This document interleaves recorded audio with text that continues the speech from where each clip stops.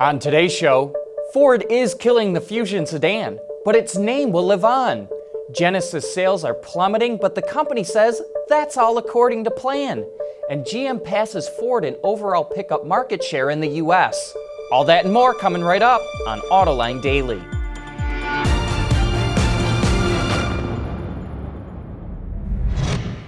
This is Autoline Daily, the show dedicated to enthusiasts of the global automotive industry. The Ford F-Series is by far and away the best-selling pickup in the US. But when you factor in mid-size trucks, GM is on top. Through the first 6 months of the year, GM sold over 478,000 pickups, up 12% from last year. Ford sold 451,000 trucks during the same time period, which is a 5% gain.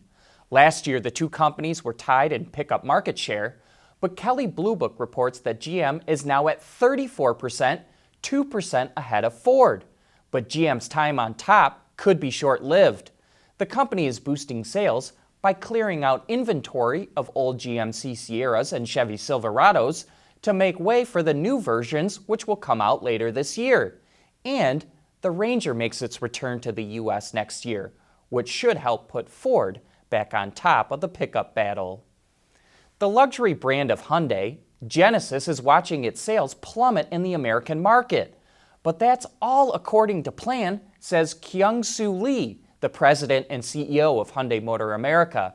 He says Genesis is going to move to a build-to-order model, where cars are only built once customers order them. Genesis sales fell 52% last month and are down 27% for the year. Lee says he's deliberately working down inventory to get ready for the build-to-order model. And according to Ward's Auto data, inventory of the Genesis G80 is down 62% compared to last year, and G90 inventory is down 36%.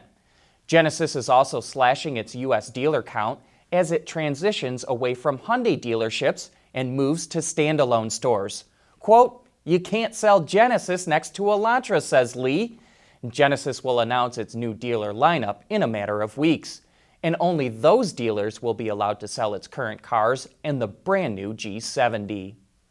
And still to come, BMW creates a lightweight concept of the M2 for the Goodwood Festival. Autoline Daily is brought to you by Bridgestone Tires, your journey, our passion. Dow Automotive Systems, advanced materials that deliver better results. And by Lear, a global leader in automotive seating and electrical systems. Last month, Tesla CEO Elon Musk accused a former employee of sabotaging the company, saying he wrote a computer program to access proprietary information, sent material to 3 unidentified entities, and attempted to cover his tracks. But now that employee has his own accusations. Martin Tripp, who was a process engineering technician at Tesla's Gigafactory, not only says the company inflated Model 3 production numbers by as much as 44%, but alleges Tesla installed batteries with holes in them, placed battery cells too close to one another, and didn't properly secure them. Tripp is in the process of hiring a lawyer, but is having trouble finding someone that will represent him, and has even started a GoFundMe page to raise money for a legal team. You know, many automakers use SEMA to highlight how customers can trick out their rides using aftermarket parts, but BMW will be taking its talents to Goodwood. The M Performance Parts concept, which is based on an M2, will make its debut at the Festival of Speed and features 2 main ingredients, carbon fiber and Alcantara. The grille, hood, roof, side panels, tailgate, and rear diffuser are all made from carbon fiber. And that's just on the outside. The handbrake and seats are also made of carbon fiber and are wrapped in Alcantara, as are the door panels and steering wheel. But it's for more than just show. The aerodynamics have been improved, and weight was reduced by more than 60 kilograms, or over 132 pounds. The M Performance Parts concept will make the march up the hill at Goodwood, which kicks off today and ends on Sunday. And the Ford Fusion will live on, though in name only.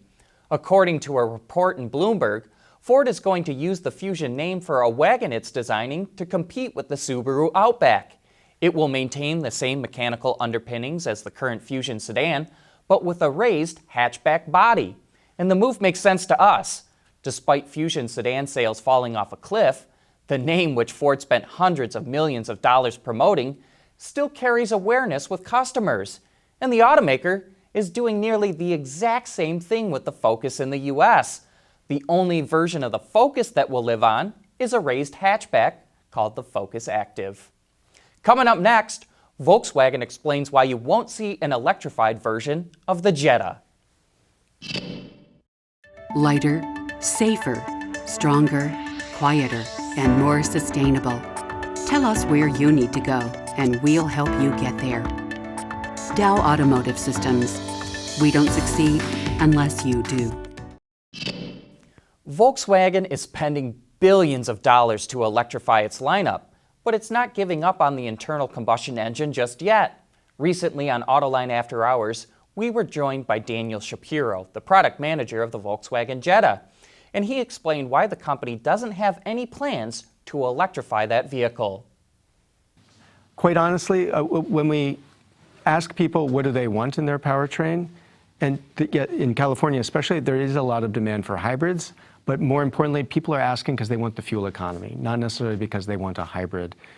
With this latest generation car and the 1.4 turbo engine that's been further tweaked from the previous version of it, we get an EPA estimated fuel economy of 40 highway, but I can say, at least from my own experience, that is extremely conservative. So even this morning, driving on the way into the airport, I got 49 miles per gallon with the automatic. Yow. So you raise a really good point. You're saying people really want fuel economy, not necessarily just have a hybrid. I mean, some people do want a hybrid because it does have fewer emissions, and there's a benefit to that. But I think the main driver for most people is they want the fuel economy.